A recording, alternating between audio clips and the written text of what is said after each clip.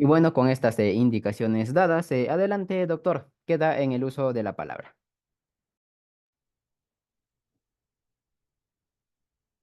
Un momento, voy a compartir la pantalla.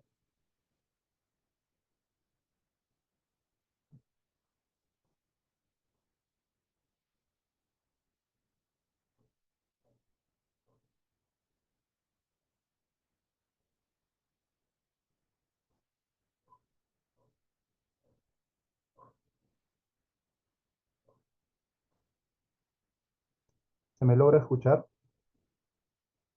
Sí, doctor, sí, se lo logra escuchar.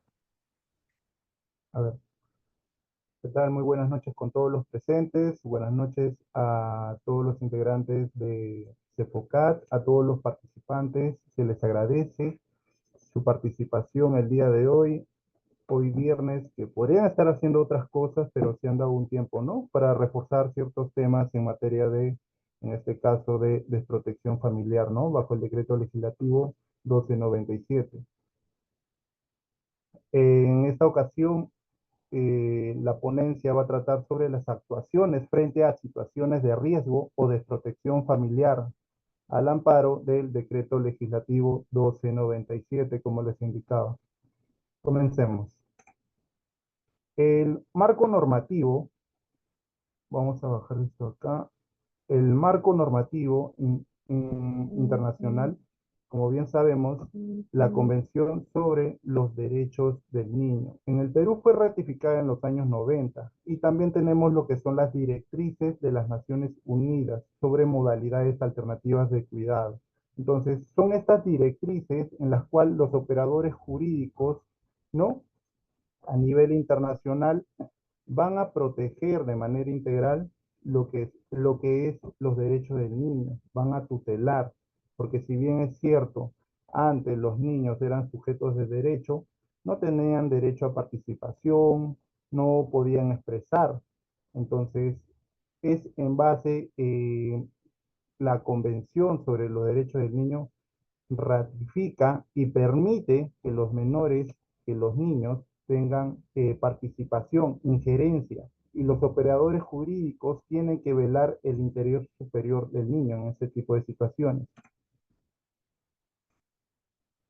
La Convención sobre los Derechos del Niño, eh, bajo los 4 principios fundamentales de la Convención, está la no discriminación. ¿A qué se refiere lo que es la no discriminación?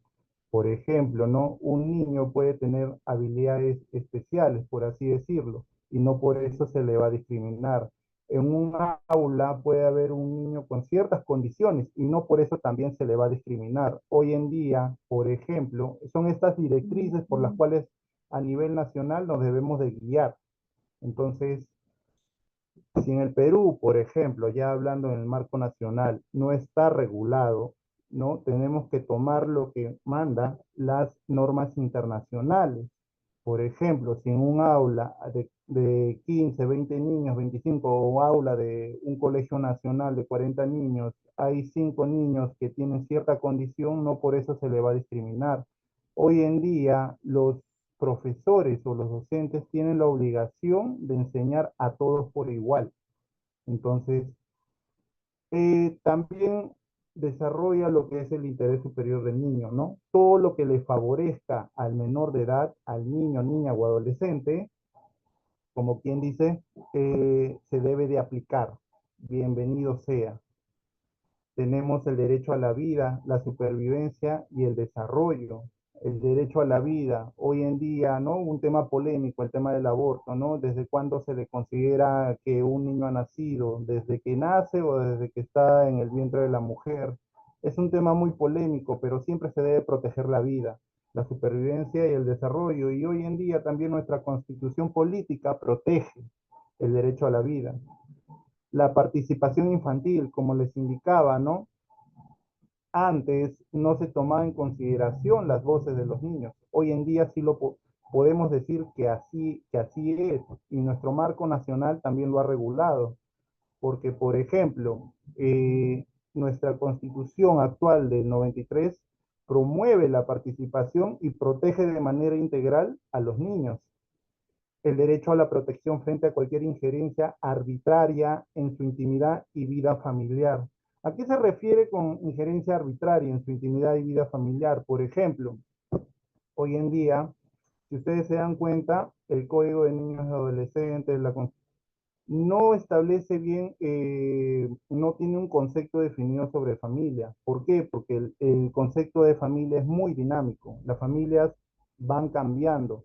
Si bien es cierto, hoy en día con el Tribunal Constitucional, desde que se dio lo que eran las familias ensambladas, ¿no? Constituidas, todo ello.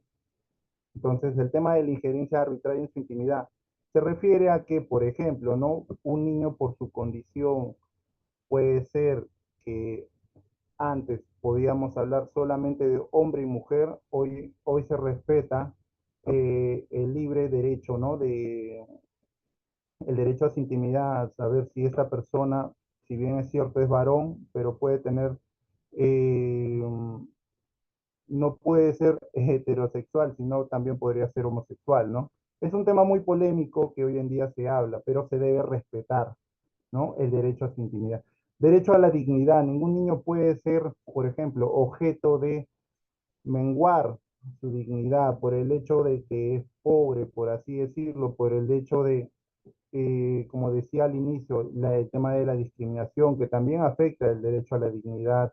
No existe hoy en día que por la condición de la pobreza se pueda extraer del seno de una familia a un niño. Eso no existe. Es más, el tema del Estado protege esto y a través del Estado es que se debe de manera integral proteger a este seno de la familia, no por el hecho de que la pobreza sea una condición de que no puedan tener los recursos económicos como otras familias, se le va a extraer de la familia a este niño, ¿no?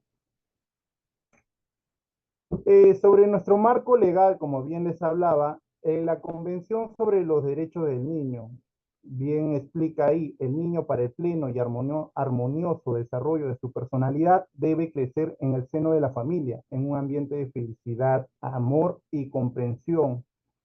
Lamentablemente, no todas las familias, ustedes saben que en todas las familias siempre va a haber problemas, ¿no? Y quien más es el perjudicado, si es que hay niños de por medio, son ellos. Entonces, la convención nos dice, ¿no? Que los menores de edad deben desarrollarse, pero generalmente en ciertos problemas familiares, quienes más se perjudican son los menores. Entonces, y hay progenitores que al final llegan a sencillo hablando, chocan con los menores de edad. Por ejemplo, pueden ser como un tema de objeto, de tema de chantaje con la madre, con el padre, ¿no? Pero son estos conceptos que se debe priorizar. Los niños temporal o permanentemente privados de su medio familiar o cuyo superior interés exija que no permanezcan en ese medio, tendrán derecho a la protección y asistencia especiales del Estado, otro tipo de cuidados, ¿no? El Estado, en teoría, debe proteger, lamentablemente, ciñéndonos a la realidad peruana, no todos los operadores de justicia, no todos los que están encargados de la protección integral de los menores de edad están bien capacitados, ¿no? Entonces, pero en teoría debe haber una protección de manera integral de los menores de edad, ¿no? Disminuir o eliminar los factores de riesgo que podría afectar el tema de desarrollo integral.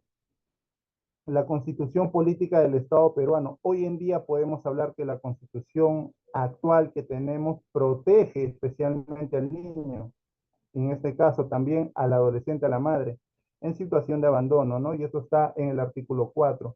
Hoy en día podemos decir nosotros que nuestra constitución protege, pero esto anteriormente no era así.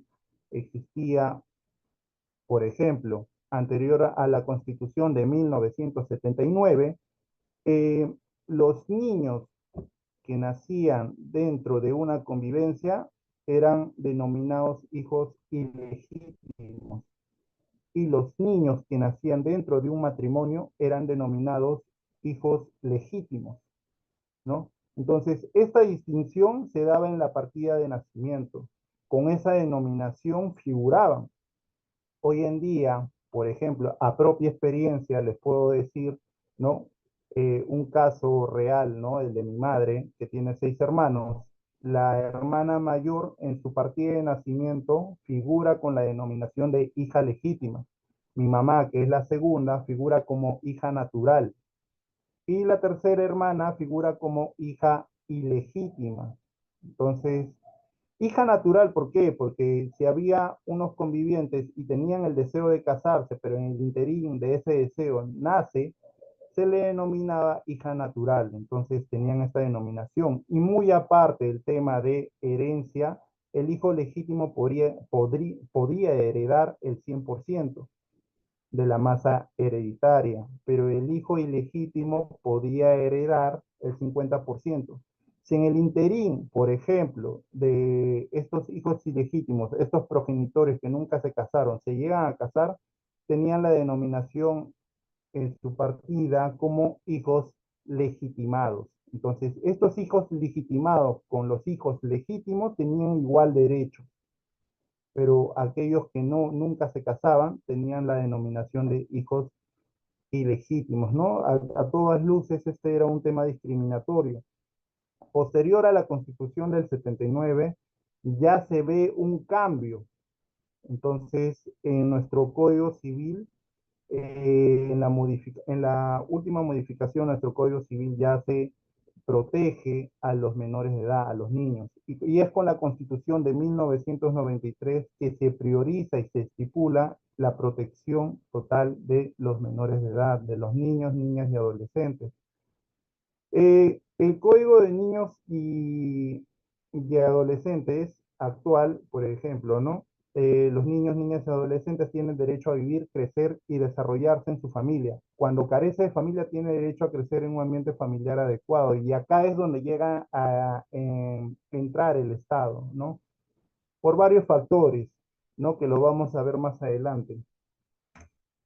Por ejemplo, eh, se dio también, como les indicaba, ¿no? Si bien es cierto, la Constitución del 93 ya protege, se estipula y se encuentra tipificado, ¿no? La protección integral de los niños, niñas y adolescentes, es con el decreto legislativo número 1297 que se aprobó en el año 2018, ¿no? Con esta entrada en vigencia tiene por objeto brindar protección integral a los niños, niñas y adolescentes, sin cuidados parentales o en riesgo de perderlos.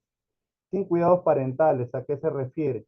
Se refiere, por ejemplo, ¿no? Si bien es cierto, ese niño vive con sus padres, estos padres omiten el tema de proteger, de cuidar a sus menores hijos. Entonces, sin cuidados parentales debemos entenderlo de esa manera, o en riesgo de perderlos, ¿no? Por ejemplo, un ejemplo clásico, aquellos progenitores que consumen sustancias, ¿no? Drogas, cosas así.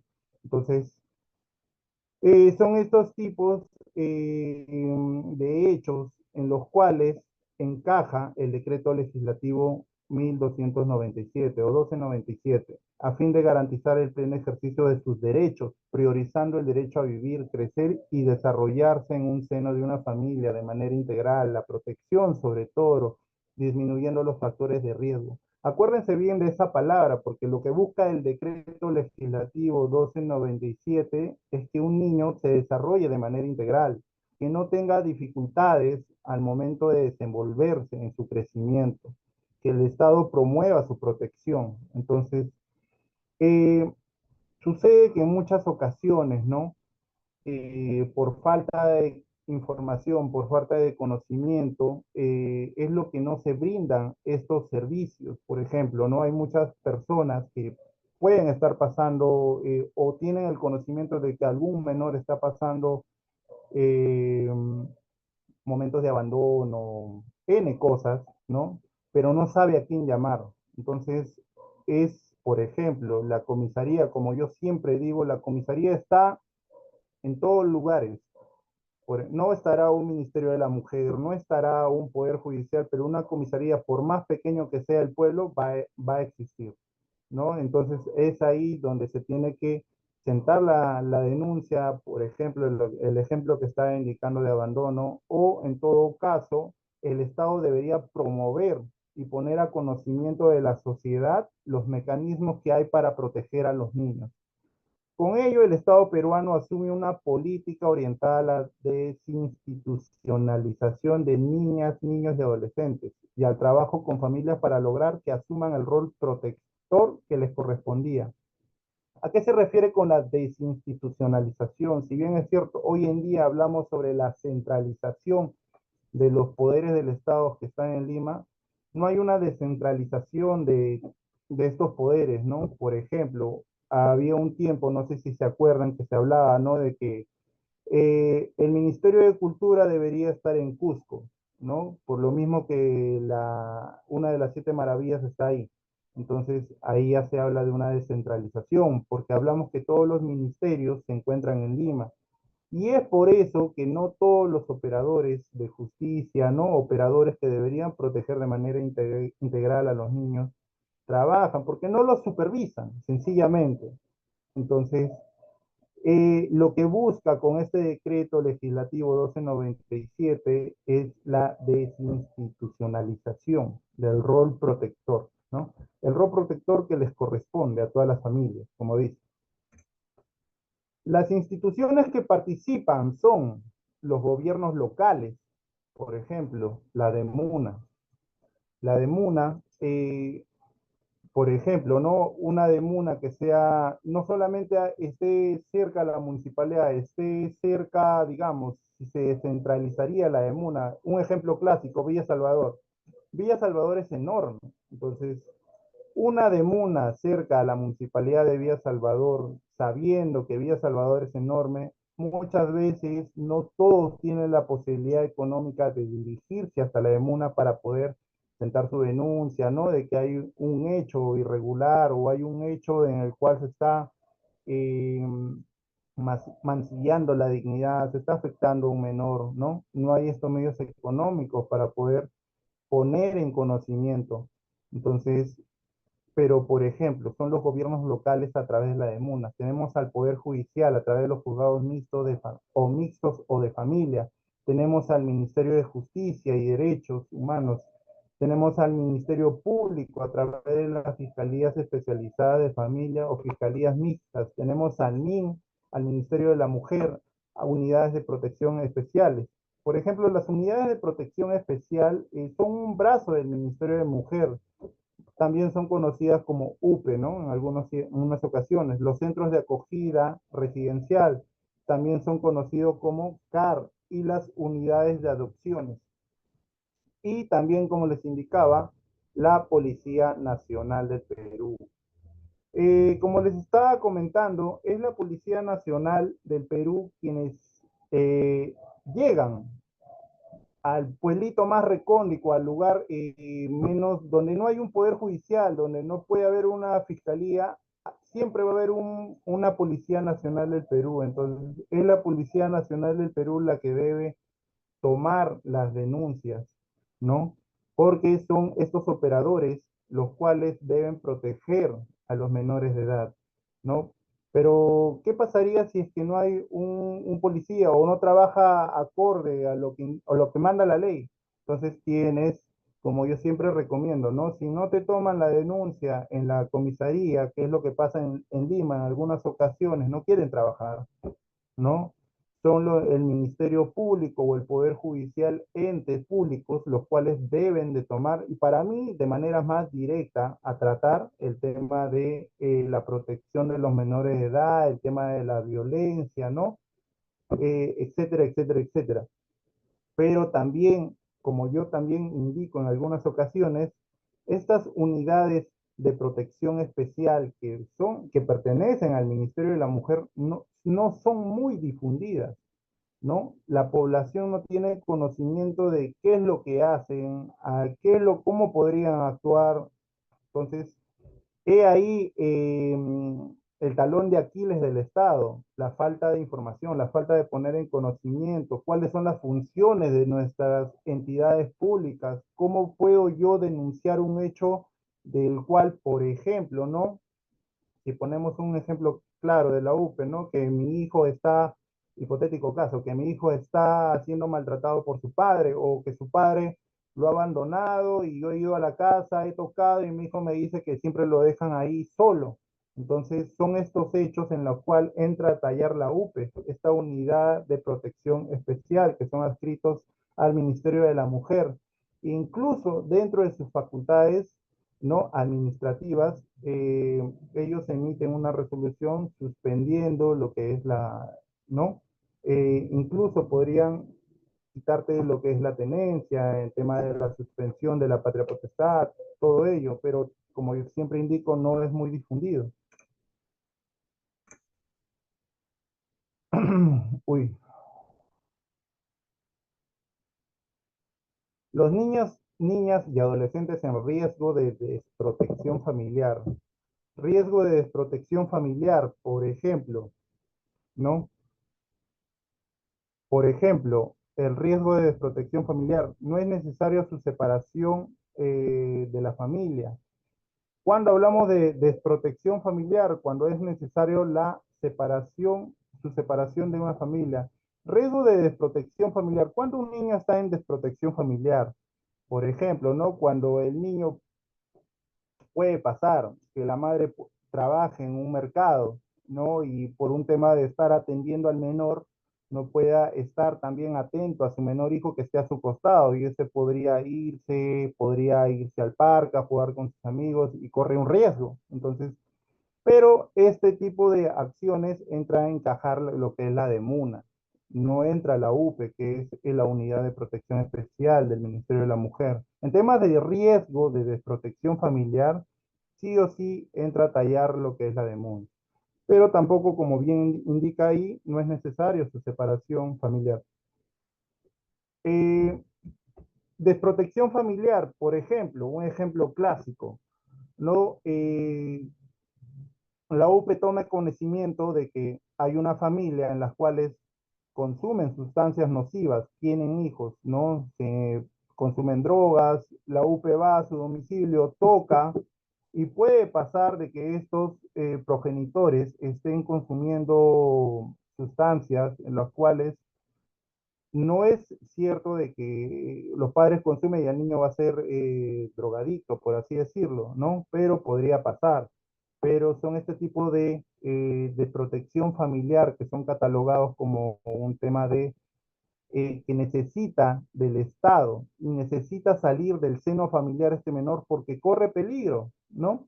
Si bien es cierto, son sus progenitores, el estar ahí, ¿no? Con sustancias nocivas para su desarrollo integral, no es un ambiente adecuado para su desarrollo. Entonces, la UPE, la Unidad de Protección Especial, toma la decisión de que este menor no debe estar ahí. E incluso podría solicitar lo que es la suspensión de la patria potestad o la extinción, en todo caso, si estos padres no tienen remedio. Porque lo que trata de el Estado a través de la UPE no es sacar a los menores de su seno familiar, sino de que se eliminen o disminuyan los factores de riesgo. Entonces, como medida de protección, los saca de esa familia. No es que sí o sí, como castigo, lo tenga que sacar de ahí y por eso lo sancionan con la suspensión. Todo esto es un tema de evaluación en interín. Entonces, como bien dice en el centro, todo esto trata de un rol parental de los padres, ¿no? Que se tiene que evaluar. ¿Cómo denuncio una situación de riesgo de desprotección familiar o desprotección familiar? ¿No? Como indica ahí, te acercas a una comisaría cercana. No, pero no está, la comisaría no está cerca, ¿no? Yo vivo en un distrito grande. Entonces, si a unas cuadras está la EMUNA, puedes ir a la EMUNA o directamente a la Unidad de Protección Especial, UPE, que pertenece al Ministerio de la Mujer. Como bien les decía, la Unidad de Protección Especial, estimados, no está muy difundido. Entonces, la sociedad desconoce de esta Unidad de Protección Especial que hay con los menores, pero pueden acercarse porque hay una UPE en todos los distritos y en todo, a nivel nacional, en todas las ciudades, en todas las provincias hay una UPE. más cercana para realizar tu denuncia, también puedes denunciar a través de la línea 100 o llamando gratuitamente a la línea 1810. Entonces, estas líneas son gratuitas, como dice, pero como yo siempre hago hincapié, esto no es muy difundido en el estado, por el estado. Hay mamás que créanlo o no, no tienen para ellos gastar un sol o 50 céntimos un teléfono público para llamar, les dinero, ¿no? O sencillamente no hay un cerca a su domicilio o cerca donde viven un teléfono o sencillamente no tienen un celular. Entonces son estas situaciones, ¿no? Que son especiales, no digo que no generalizo, porque no todos, la mayoría tiene un celular, ¿no? Pero debería de, por ejemplo, más campañas, ¿no? De capacitación, más campañas de información, ¿no? De parte del Estado, de promover este tipo de información que para muchas poblaciones, por ejemplo, en distritos que tienen una población muy extensa, necesitan y tienen este tipo de dificultades.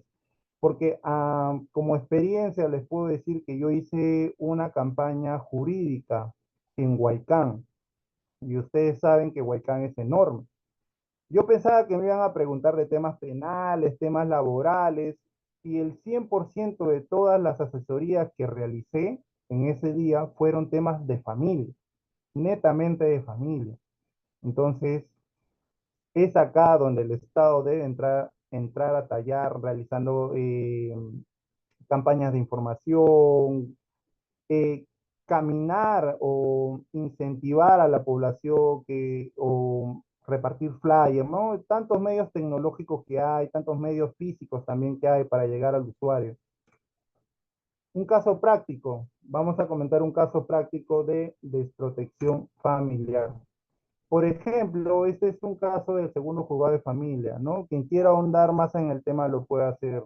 Yo voy a comentar este caso a grandes rasgos, ¿no? Pero es materia de desprotección familiar, el cual nos compete hoy, el día de hoy. Por ejemplo, acá se había hecho presente lo que es la Unidad de Protección Especial de Lima, ¿no? La UPE, ¿no? Que remite el expediente administrativo 295-2017 con el informe técnico 918.000, el cual lo remite al juzgado de familia. En este caso cayó al segundo juzgado de familia, donde recomienda se declare la desprotección familiar y se disponga la pérdida de la patria potestad y la adoptabilidad de la niña. ¿Qué significa esto, no? ¿De qué trata este caso? Lo que sucede es que este es un caso de una persona ya adulta mayor de 68 años, en el cual tiene a su bisnieta de nacida de 5 meses de edad. ¿Qué sucedía? La madre de esta menor, que es su nieta, sufría de esquizofrenia. Ya había ingresado en varias ocasiones al Arco Herrera y no podía hacerse cargo de su nieta. Entonces también tenía a su esposa, la cual también era una persona mayor de edad, de la cual este señor cuidaba también a su esposa, entonces por la edad tampoco podía cuidarlo. Y también tenía un hijo que también sufría de esquizofrenia, ¿no? Entonces, fue el señor de 68 años quien llamó a la UPE, a la Unidad de Protección Especial. Entonces, este caso llegó a la entidad pública, ¿no? Se derivó al segundo juzgado de familia. El juez le preguntó al señor mayor de edad, le indicó, pues, ¿no? Estimado señor Pérez, ¿no? Digamos, por ejemplo, estimado señor Pérez, ¿está usted de acuerdo que no, está seguro que no se puede hacer cargo de su bisnieta? No, señor, yo también soy una persona de edad, tengo que cuidar a mi hijo que sufre de esquizofrenia y mi esposa también es una mujer de edad y yo no puedo hacerme cargo. Y el papá de la menor, no se sabe quién es el padre, señor juez. Y como usted verá, mi hija, bueno, mi nieta sufre de esquizofrenia y tampoco lo quiere tener. Entonces yo no me puedo hacer cargo. Y algún familiar, señor Pérez, tampoco, señor juez, no, nadie se quiere hacer cargo de la menor de edad. Entonces, lo que hizo el magistrado fue, presentó lo que eran medidas de protección, ¿no? Medidas de protección eh, en el cual ponía la adopción a la menor. Y esto fue lo que resolvió el magistrado, ¿no? Que declara a la niña de las iniciales QHE, nacida el 12 de enero de 2017, hija de doña Jacqueline Vanessa Quicaña Guatapero, se encuentra en estado de desprotección. En consecuencia, se declara extinguida la patria potestad de la madre biológica de la niña tutelada, ¿no? Entonces se dispone la medida de protección de adoptabilidad. Entonces, esta niña estaba en un centro de atención residencial Divino Jesús, en un CAR, donde aquí iba a estar hasta en la fecha de que alguna familia la pueda adoptar. Y luego de eso, luego de ello, el expediente iba a ser devuelto a la Unidad de Protección Especial de Lima. ¿No? Con esto que quiero decir, que hay ciertas situaciones donde por falta de desconocimiento, ¿no? En algunas situaciones no denuncian ciertos tipos de hechos, por ejemplo, un tema de abandono de los menores de edad. Por ejemplo, este señor no podía hacerse cargo, si bien es cierto, no tenía los medios económicos ni la edad, ¿no? No le quedó de otra que ponerla en adopción, ¿no?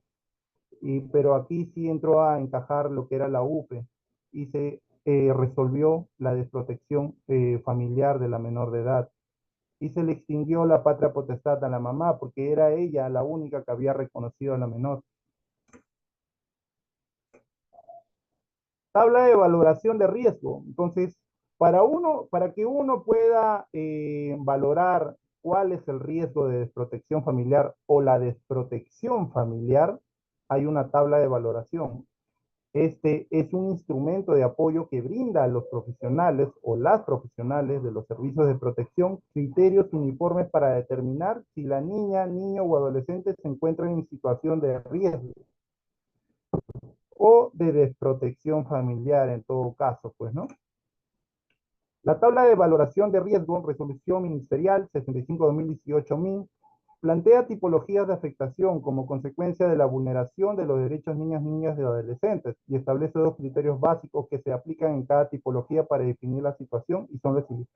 Afectación leve y afectación grave. Con afectación leve es el riesgo y afectación grave ya estamos hablando de lo que sería la desprotección familiar. Luego de aplicar la tabla de valoración de riesgo a la situación que presenta la niña, niño o adolescente, se determina por cada tipología si es riesgo de desprotección familiar o desprotección familiar, lo cual registra en el cuadro resumen. Son estos términos, estimados participantes, por ejemplo, ¿no? Riesgo de desprotección familiar o desprotección familiar, ¿no? Puede causar un poco de confusión, pero riesgo de desprotección familiar, estamos hablando que aquí llega a intervenir lo que es la demuna.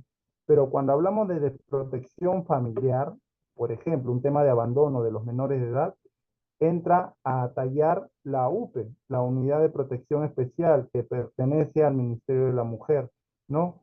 En riesgo de desprotección familiar, una niña, niño o adolescente puede presentar afectación de derechos en varias tipologías a la vez. Algunas de ellas pueden ser de riesgo de desprotección y otras de desprotección familiar.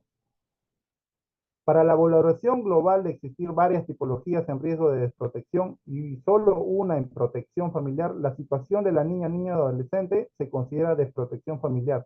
Por ejemplo, si la tabla de valoración me indica varios, solamente una consideración de riesgo, pero mucho de desprotección, estamos hablando de desprotección. Pero puede decir, ¿no?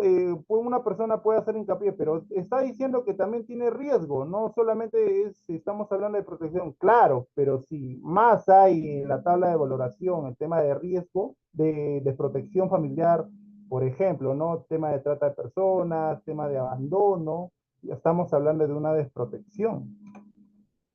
Y así es como es una tabla de valoración de riesgo. Eh, con respecto al punto explotación sexual, trata de niñas, niños y adolescentes, y el punto 11 que es abandono, sí o sí, si un menor de edad está en estas tres opciones, se está hablando sobre desprotección familiar. No entra a tallar lo que sería riesgo. Entonces, si es violencia sexual en el entorno familiar, violencia física en el entorno familiar, violencia psicológica, todo eso se tiene que evaluar. Pero si hablamos de un tema de trata de personas, niñas que son explotadas sexualmente, ya estamos hablando de protección familiar y ya no hay nada más que investigar y se considera desprotección. Entonces, eh, puede ser también que con este tipo de tabla, no solamente si hay una opción de riesgo, puede haber múltiples opciones de riesgo, ¿no? O como también puede haber múltiples opciones de desprotección familiar.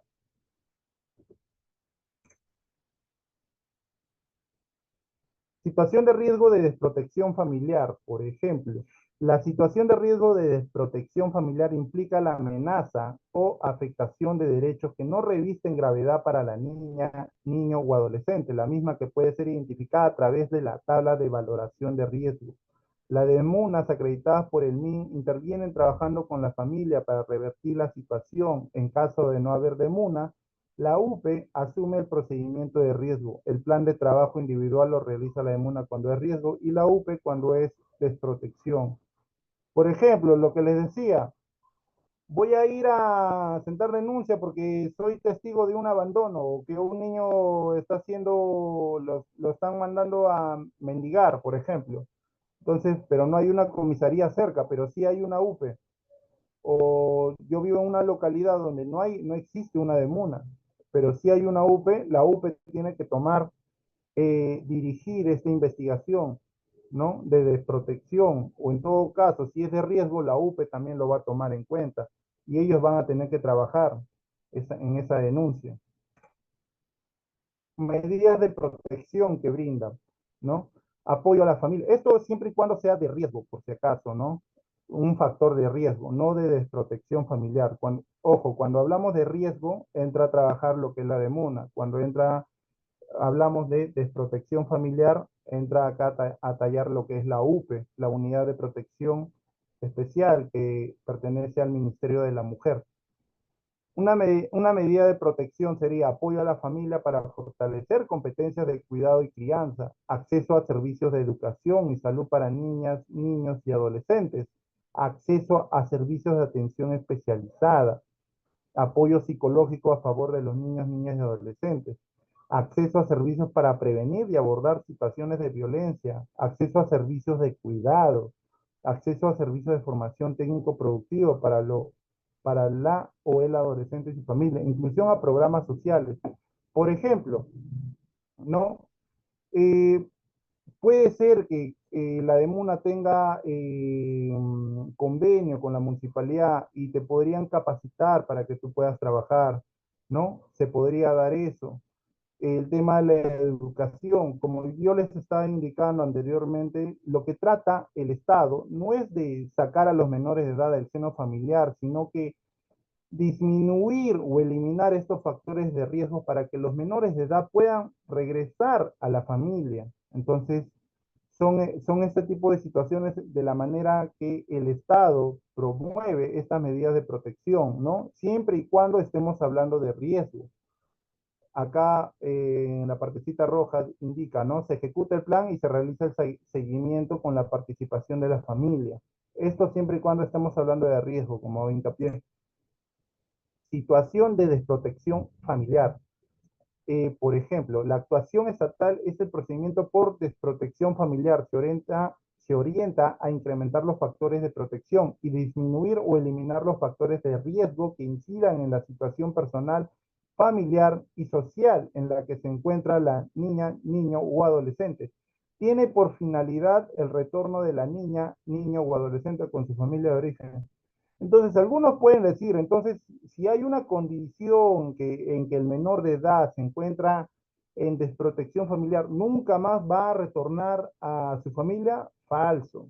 Si va a retornar, lo que busca el Estado, como les indicaba, es que se elimine o se disminuyan estos factores para que el menor regrese al seno familiar, ¿no? Por ejemplo, hay un caso en el cual la mamá trabajaba en un mercado, entonces esta mamá los dejaba encerrados a sus hijos. El padre fue a visitar a sus hijos y se dio con la sorpresa de que no estaba la mamá. Entonces, al no estar la mamá, el padre asienta la denuncia en la UPE y la UPE va ahí al domicilio. Entonces, se encuentra ahí con la mamá también y la UPE delega que la tenencia lo tenga el padre. Entonces, es a partir de ahí que todo el tema se ha judicializado. Entonces, eh, por ejemplo, este es un ejemplo claro de desprotección familiar, el tema del abandono. Puede estar justificado, ¿no? Porque la mamá también tiene que trabajar para poder darle los alimentos, pero lamentablemente este es un proceso de la vida real que en realidad se ha dado, ¿no? Que la mamá se fue a trabajar, dejó a las hijas encerradas en la casa, vino el papá, no encontró a la madre, las hijas llorando, ¿no? Incluso en la audiencia única la magistrada le hizo la pregunta porque eh, tanto el padre como vecinos llamaron a la UPE. Entonces fue así de que la mamá perdió la tenencia. ¿Qué es la desprotección familiar? Es la situación que se produce a causa del incumplimiento o del imposible o inadecuado desempeño de los deberes de cuidado y protección de la familia y afecta gravemente al desarrollo integral de un niño, niña o adolescente. Implica la separación temporal de su familia de origen para su protección y el apoyo especializado a la familia que permite fortalecer los factores de protección y eliminar los factores de riesgo promoviendo la reintegración familiar. ¿Y qué pasaría en aquellas situaciones en las cuales el menor, eh, por ejemplo, ¿no? Siguiendo el ejemplo de que les mencionaba, de que sus padres son consumidores de droga, ¿no? Y el niño está ahí en ese entorno. ¿Qué pasaría? Entonces, el niño sale de esa familia, entonces lo separan, lo ponen en un CAR, en una casa de acogimiento, y los especialistas de la UPE van a ver si si estos progenitores han disminuido estos factores. De repente puede pasar de que sigan consumiendo, o también podría pasar de que dejen de consumir estos estupefacientes para que su hijo pueda regresar al seno familiar, porque como les indicaba, que los separan al menor, el Estado no busca separar a las familias, sino que los menores se encuentren bien, tengan un desarrollo integral, ¿no? Con buena salud, con buena alimentación, porque ¿qué pasaría si el menor de edad no come? Siendo, por ejemplo, 4 años y sus papás están consumiendo drogas, ¿no? ¿Qué pasaría en ese tipo de situaciones? No le dan de comer, sufre de anemia, ¿no? Entonces, es por eso que la UPE, a través del Ministerio de la Mujer, sacan al menor de edad fuera de la familia, ¿no? Para eh, protegerlo sobre todo, porque podría pasar eso, que no le den de comer y el menor se está enfermando. Entonces, la UPE regresa, ve que los progenitores no han cambiado y obviamente la UPE va a tomar la decisión de que se le extinga, de que se le suspenda lo que es la patria potestad, pero para que llegue a ello, como veíamos el ejemplo, tiene que llegar a nivel judicial. En un día hábil se evalúa el inicio del procedimiento de desprotección familiar, ¿no? Esto es rápido. Medidas de protección, acogimiento familiar. ¿A qué se refiere? Que es la protección en un medio familiar. Acogimiento residencial, protección en un centro de acogida residencial, también denominado CAR. Esto puede ser público o privado. Adicionalmente, la UPE puede dictar medidas de protección de riesgo de desprotección. Por ejemplo, ¿no? En el caso práctico que les mostré, muy aparte de que la menor de edad siga en el CAR, en el centro de acogida residencial Divino Jesús, ¿no? Se dio la medida de protección de manera adoptativa, ¿no? Que esta niña pueda ser adoptada en algún momento. Entonces son este tipo de medios de protección que el Estado brinda a los menores de edad, que puedan encontrar una familia en la cual ella se pueda desarrollar de manera integral. Entonces, como dice acá la publicidad, ¿no? Encuentra una UPE más cercana y en realidad hay una UPE en todos los distritos. Como les decía, esto no es una información que sea muy difundida, lamentablemente. Entonces, hay en otros países, por ejemplo, CAR, Centro de Acogida Residencial, en los cuales los menores están ahí, ¿no? Están ahí, pero también pueden laborar, pero laborar en un centro laboral de acuerdo a su edad, ¿no?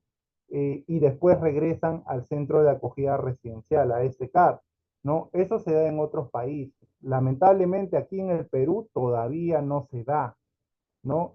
Porque se ha demostrado, también hay estudios en los cuales cuando un menor es separado de el seno familiar, no retorna, ¿no? Y se da su adopción, eh, también tenemos que ver el aspecto psicológico de esto, ¿no? Pues si el menor de edad ya es un menor de 4, 5, 7 años, sabe quiénes son sus padres, ¿no? Entonces, también ellos necesitan un apoyo psicológico, que estén dando seguimiento, porque cuando ellos van a un CAR, no están solos, pero claro, también hay niños, ¿no? Pero también se tiene que evaluar el tema psicológico de ellos.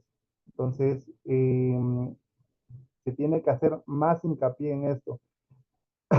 Más adelante voy a hablar sobre un proyecto de ley en el cual se ha reforzado el decreto legislativo 1297, ¿no? ¿Quiénes son parte del procedimiento? Los niños, niñas y adolescentes. La madre, el padre, tutora o tutor, ¿no? Que podrían ser también los abuelos. Él o la representante del Ministerio Público, defensores públicos del Ministerio de Justicia y Derechos Humanos.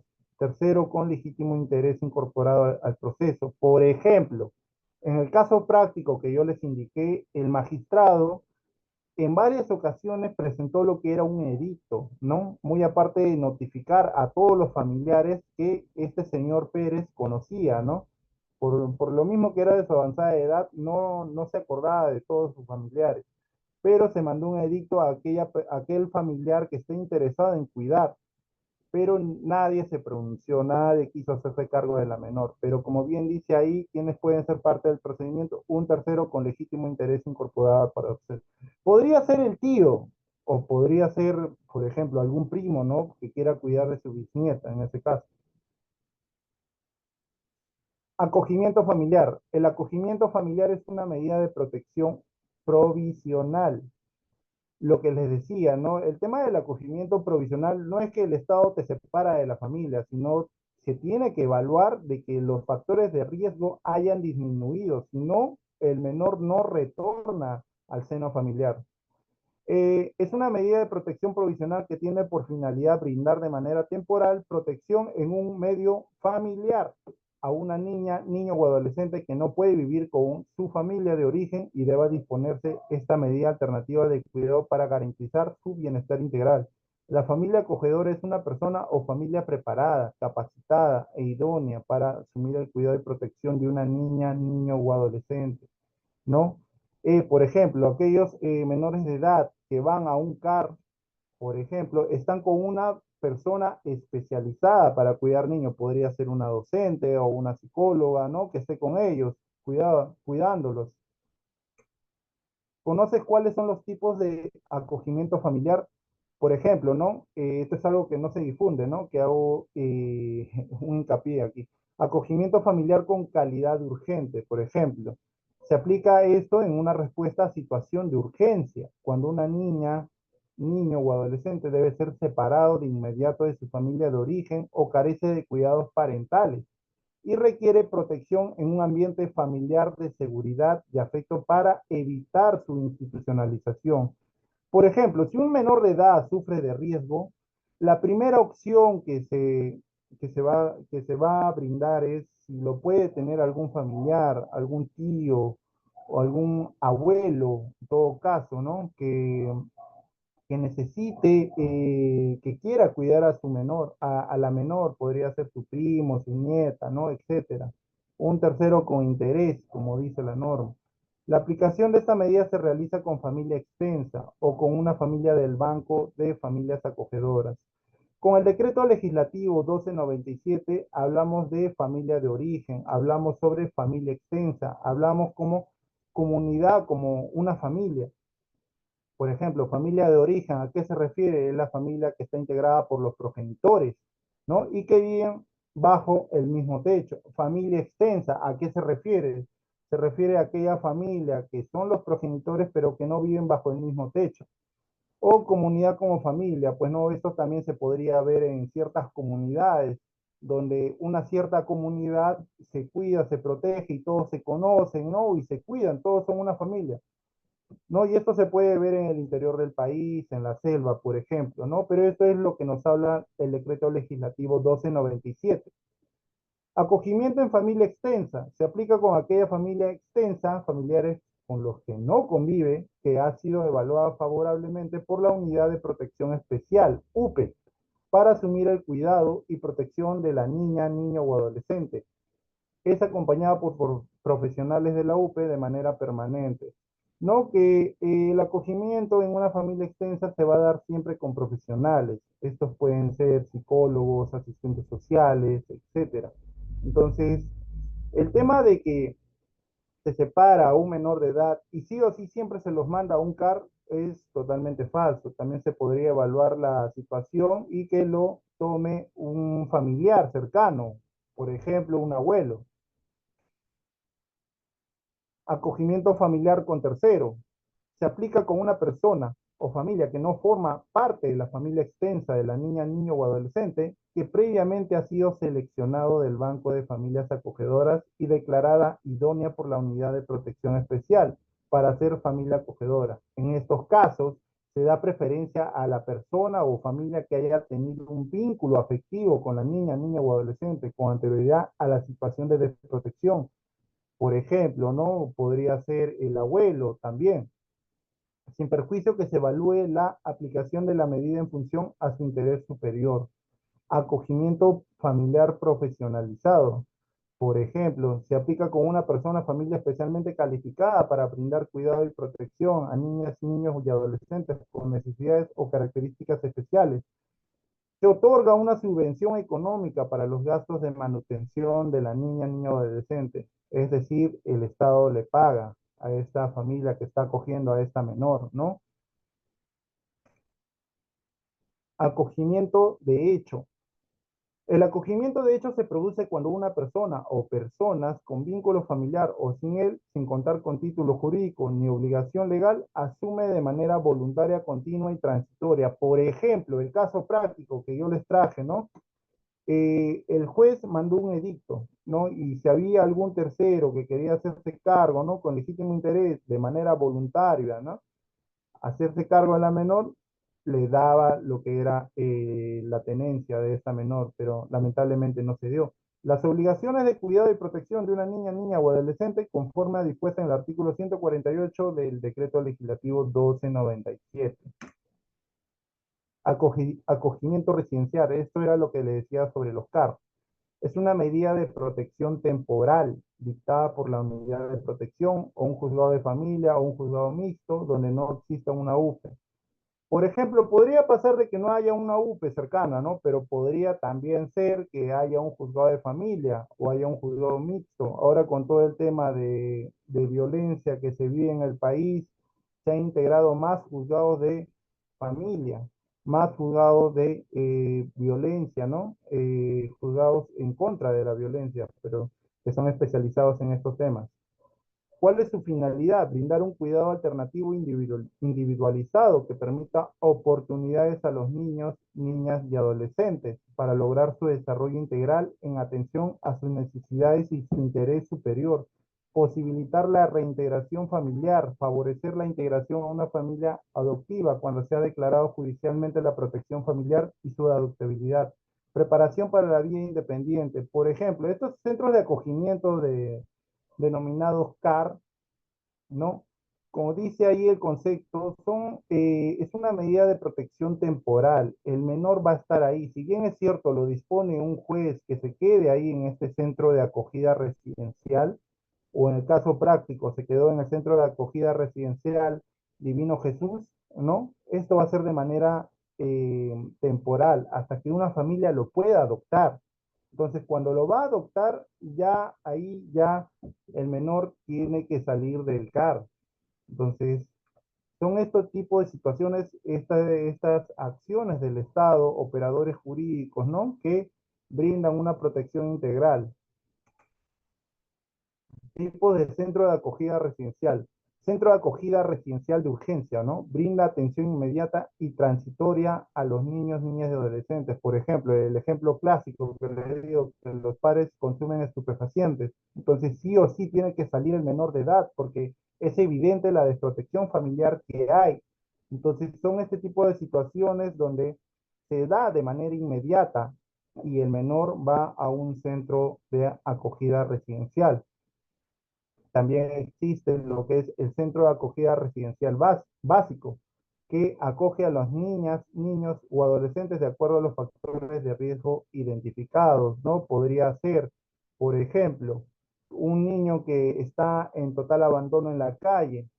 Una vez pasó que un niño estaba total en la calle, mendigando, pidiendo comida. Se le acercó uno de estos trabajadores o servidores de la UPE, le preguntó si tenía familia y le respondió que sí, que sí tenía familia, pero que ya no lo recuerda. ¿Sabes dónde vive? No, ya no sé dónde vive. ¿Cuánto tiempo estás en la calle?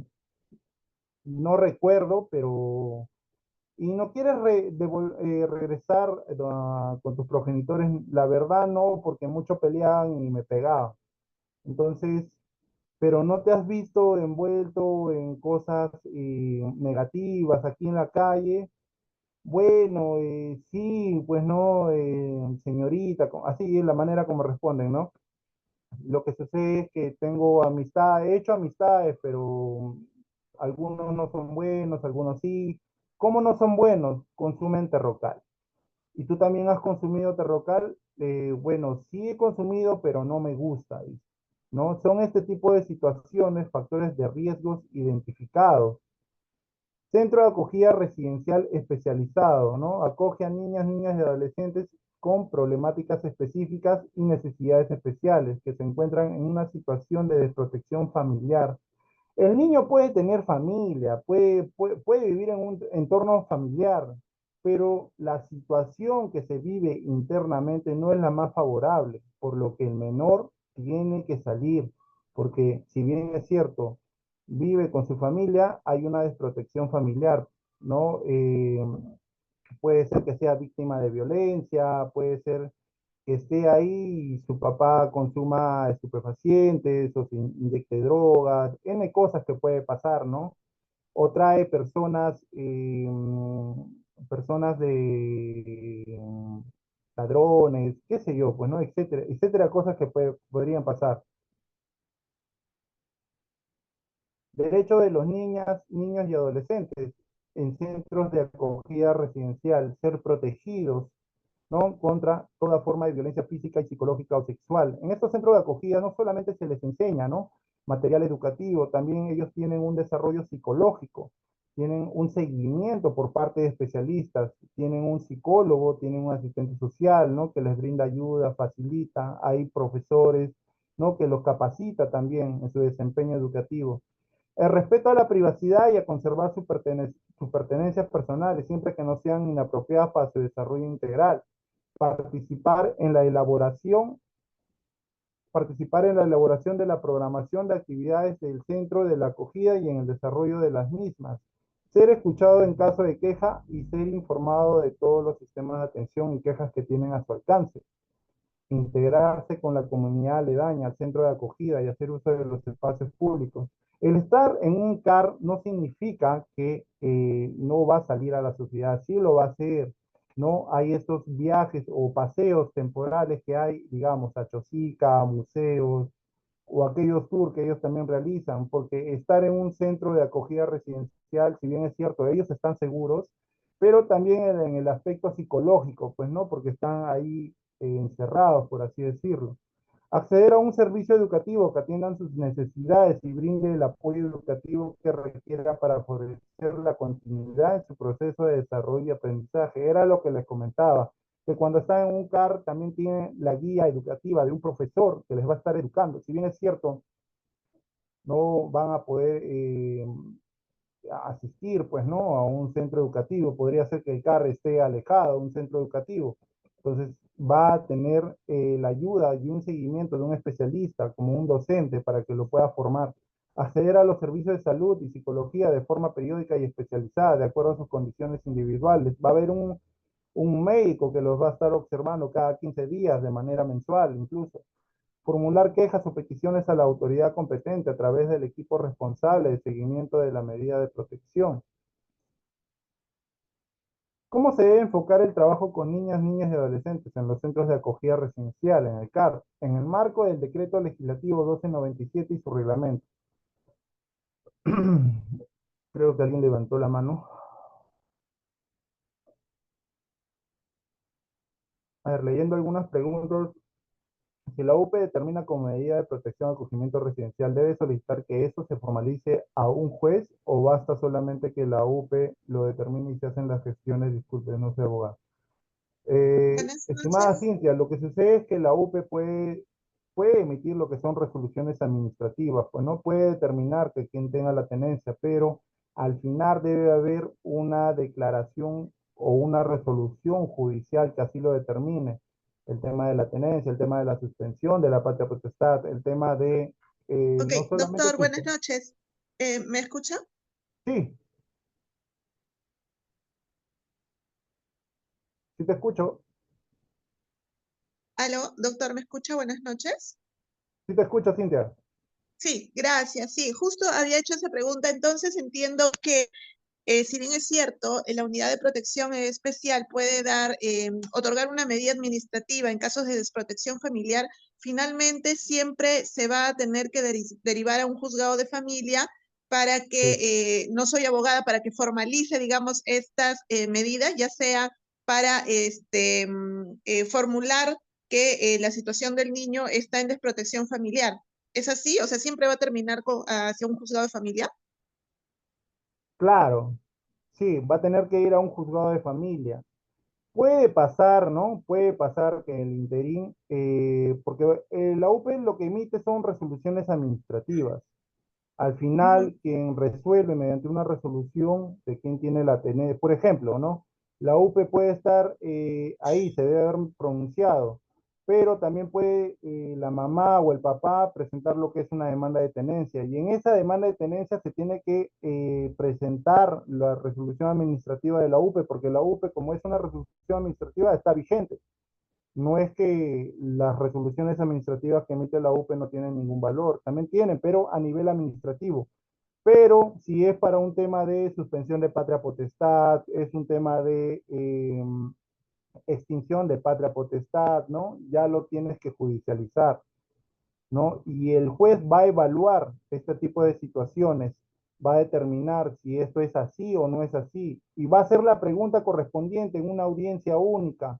¿Por qué la UPA ha hecho esto? ¿Por qué? Y todos esos medios probatorios en la resolución administrativa de la UPE va a indicar el por qué ha tomado esa decisión administrativa. Por ejemplo, tú puedes no estar de acuerdo con la resolución administrativa, entonces te vas a la vía judicial. Entonces, si la UP puede determinar que tú no puedes tener lo que es la patria potestad de la menor y le da la tenencia al papá, como ha sucedido en algunas situaciones, donde, por ejemplo, el caso vivo que yo estaba indicando en esta ponencia, ¿no? Que la mamá se fue a trabajar al mercado, vecinos y el padre llamaron a la UP y la UP pasó la evaluación psicológica y determinó que tenga la tenencia el padre. Y ahí fue donde separaron a la mamá de los hijos y le dieron la tenencia al papá. Entonces, la mamá que hizo fue a la vía judicial y en la vía judicial el juez determinó, pues no, vio los criterios de la UP, la normativa que lo regula, y en uno de esos decretos legislativos 1297 indica la opción de abandono. Entonces, la UP determinó como un tema de abandono el hecho de que la mamá lo haya dejado en el hogar, encerrados. Y es eso en lo cual el magistrado también lo evaluó, porque también llamaron vecinos, también llamó el papá.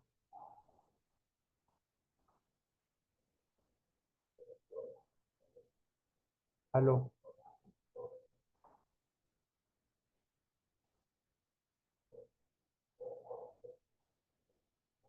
¿Se me logra escuchar? Sí, doctor, sí, se lo logra escuchar perfecto. Listo. Carlos Eduardo, la UP hay en todos los distritos. Uno puede colocar UP a nivel nacional, por ejemplo, ¿no? Y te va a salir. O lo colocas en Google como opción imágenes y te va a salir una UP con la dirección y teléfonos a nivel nacional. ¿cómo determinar, a ver, disculpa, cómo determinar si una menor de edad solo está en desprotección familiar y no víctima de violencia por negligencia o abandono por parte de sus progenitores? Ah, por parte de sus progenitores, o sea, siempre debe investigarse por desprotección a la UPE y el juzgado de familia. Lo que hace la UPE es, tiene una tabla de valoración de riesgo. Disculpen.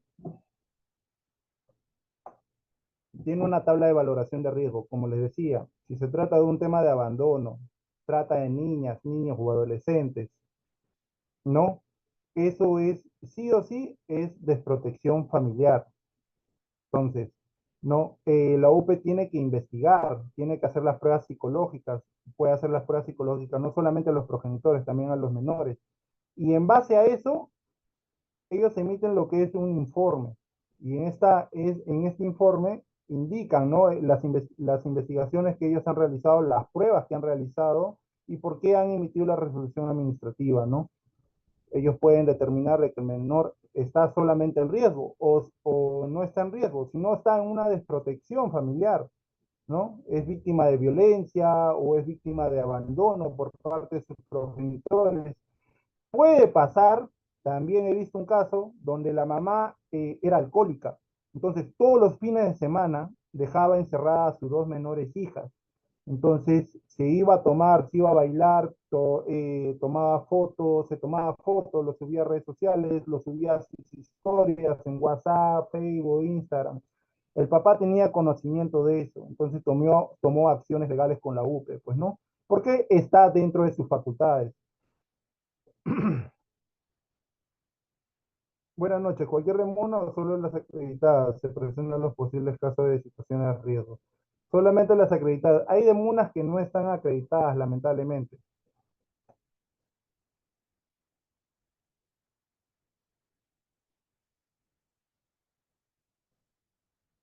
¿Tiene fecha de extinción o caducidad la resolución administrativa de la UP? No, no Buenas tiene noches, fecha de doctor. extinción. Dime, Doctor, buenas noches. dígame. Les saluda de la Defensoría del Pueblo, Pascual Panca, soy abogado. Yo, con respecto a bueno, debo entenderlos, bueno, si es un error, donde dijo usted, cuando la UPE constata a un niño en abandono y bajo la evaluación psicológica acredita que efectivamente tiene algún indicio por abandono y le da, o sea, le otorga la tenencia al padre, ¿no? Pues, usted ha puesto un caso en Lima, creo. Eso es correcto porque yo le cuento, hace un mes atrás participé en una entrevista respecto a este caso y postulé a una plaza. Sin embargo, la directora del MIM me descalificó porque me dijo, el único ente que determina la tenencia es el Poder Judicial, ¿no? Entonces, hay una contradicción respecto a su versión y la opinión que me manejó la directora de niños, niños y adolescentes en el MIM. Una aclaración, doctor, porque la verdad, un poco que me confunde, porque la norma dice, ¿no? Quien tiene la facultad de determinar la tenencia es el único que es el Poder Judicial, y más no la UPE, gracias. Claro, estimado, tienes mucha razón. La norma puede decir, ¿no? Que los únicos que están facultados para determinar el tema de la tenencia es el juzgado, es el Poder Judicial. Pero dentro de sus facultades de la UPE también está el tema de emitir lo que son las resoluciones administrativas, indicando, pues, ¿no? Que la menor de edad tal se encuentra en una situación de riesgo o de desprotección familiar. Entonces, en base a ello, si llega la UPE a un determinado escenario donde no está la mamá y solamente está la niña con el padre, entonces sí o sí la UPE tiene que tomar acciones eh, en este caso, el mayor interesado era el padre. Te hablo en este caso particular, no te digo de que todo la UPE tiene que hacer lo mismo, porque una cosa es la teoría y otra cosa es lo que pasa en la práctica. Entonces, en este tipo de situación pasó ello. La UPE le dio la tenencia al papá, pero le dio la tenencia de hecho. No sé si me dejo entender, pero emitió lo que era una resolución administrativa por la cual la mamá demandó lo que era la tenencia. Entonces, el papá contestó el tema de su contestación de tenencia con la resolución administrativa de la UPE, ¿no? Donde indicaba de que estas menores sufrían de desprotección familiar bajo la modalidad de abandono. Entonces, es en la audiencia única donde el magistrado le hace las preguntas pertinentes a la madre y le indica, pues no, ella decía que no les había dejado, que había salido un rato, pero en la última pregunta que le hace, le dice, pero los vecinos también llamaron de que las niñas estaban llorando y que usted no estaba en la casa. Sí, pues lo que pasa es que había salido a trabajar, la había dejado encerradas, ¿no? Y el magistrado tuvo el criterio, porque todos los magistrados tienen diferentes criterios, de que eso también corroboraría el tema del abandono de las menores de edad. Entonces, fue por eso de que el magistrado, al final, con la resolución administrativa de la UPE, tomó la decisión de darle la tenencia al papá. Entonces, lamentablemente, la mamá ahora, su proceso fue antes de lo que era la tenencia compartida. Todavía no emiten sentencia, pero ¿no? Lamentablemente se va a dar así porque todas las pruebas están en contra de la madre, pero es más un criterio del propio juzgado, como te digo. Y no te digo que todas las UPEs pueden evaluar o pensar igual, porque todo tiene diferente criterio. Y a la medida que uno ve, ¿no? La práctica es diferente.